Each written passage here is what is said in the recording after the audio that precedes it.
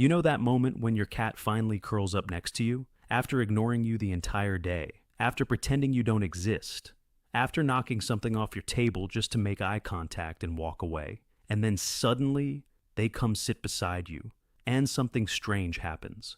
Your breathing slows down, your shoulders drop, your thoughts stop racing for a second, and for the first time all day, you feel calm.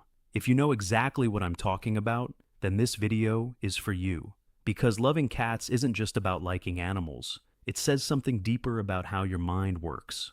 Let me ask you something. When your cat knocks your coffee off the table, looks you straight in the eye, and walks away without even blinking, do you get angry? Or do you just sit there thinking, honestly, I kind of respect the confidence?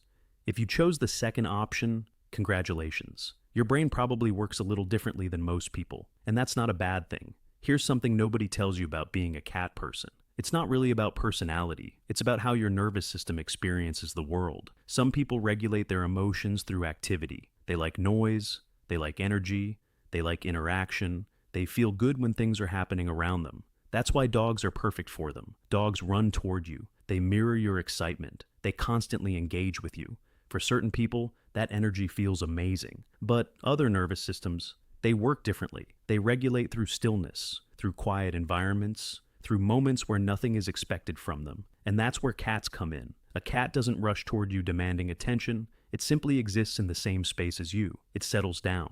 And slowly, you settle down too. There's no pressure to respond, no pressure to entertain, no pressure to manage someone else's emotions. And for people whose minds are constantly thinking, analyzing, anticipating, that kind of calm is incredibly powerful. When someone says, I don't like dogs, they're too much, they're usually describing overstimulation. And when someone says, I like cats, they're peaceful, they're describing regulation. Cat people aren't choosing distance. They're choosing environments that allow their bodies to relax, to lower their guard, to stop performing for a moment. And once you understand this, a lot of things start making sense. Human relationships can be complicated. There are expectations, unspoken rules, pressure to respond the right way, pressure to explain how you feel, pressure to match someone else's emotional energy. Even affection sometimes comes with questions like, why aren't you more expressive? Why don't you talk more? Why do you need space? For people who are sensitive or easily overstimulated, that constant emotional negotiation can be exhausting. But cats don't operate like that. A cat never assumes it owns your time. Its affection is offered, not demanded. When a cat sits on your lap,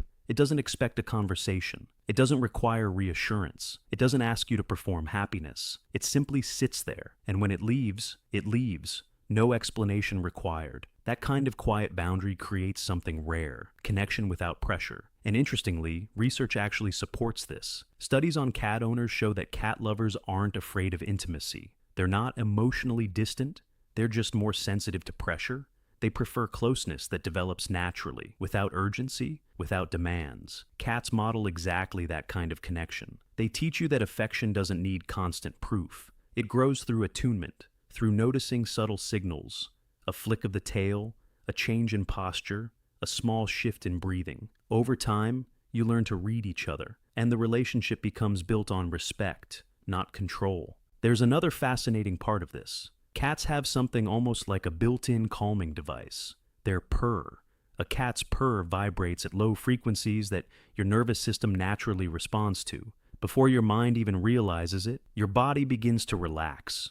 Your breathing slows, your muscles soften, your stress hormones drop. Low, repetitive sounds signal safety to the brain. They tell your nervous system nothing urgent is happening. No action is required. It's safe to rest. For people whose minds are always active, that kind of regulation is incredibly rare. Too much silence can feel lonely. Too much noise can feel overwhelming. But the gentle hum of a cat purring sits perfectly in the middle. It fills the space without invading it. And that's why many cat people describe a feeling that's hard to explain. They don't feel excited. They feel settled, like their internal pace finally matches the world around them. Now let's talk about something interesting. You might have heard people say cat owners tend to be more intelligent. Research has actually found some correlation between cat lovers and higher cognitive scores. But it's not because cats magically make you smarter. It's because certain personality traits tend to cluster together. People who enjoy cats are often more introverted, and introverted people tend to spend more time in solitary activities like reading, writing, thinking, or learning. which naturally strengthens intellectual habits. So, it's less about the cat and more about the environment cats allow. Deep thinking requires quiet. Focus requires uninterrupted space. Creativity needs long stretches of calm attention. Cats coexist with that focus. They don't constantly interrupt it. They don't pull your attention outward. They simply exist nearby. And sometimes, that's exactly what the mind needs. There's also something biological happening. Cats trigger something psychologists call the baby schema. Large eyes, rounded face, small nose, soft movements. These features automatically activate caretaking instincts in the brain. Before you consciously think about it, your brain already wants to protect them. That's why when a cat looks up at you, your brain sees something small and vulnerable, even though that same animal is also a tiny predator capable of destroying your furniture. But the emotional response happens instantly. For some people, this kind of relationship feels safe, because the care mostly flows in one direction. You care for the cat, but the cat doesn't demand emotional performance from you. It doesn't ask you to explain your feelings. It doesn't judge your mood. And for people who learned early in life to contain their emotions, that kind of connection feels manageable. You can give affection without feeling overwhelmed. You can nurture something without feeling pressured. But the most important thing to understand is this. This video was never really about cats. It was about the kind of nervous system you have. If you're drawn to cats, it might mean you're wired for subtle environments, for quiet connection, for relationships that don't require constant performance. Cats don't ask you to prove yourself.